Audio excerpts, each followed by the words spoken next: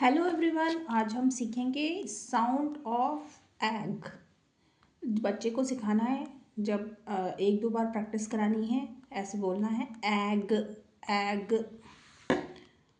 जब उस बच्चे को अच्छे से प्रैक्टिस हो जाए फिर उन्हें ऐसे लेटर्स के साथ इनको जोड़कर बताना है, जैसे लाइक बुक, एग, बैग, ट एग, टैग, egg, wag,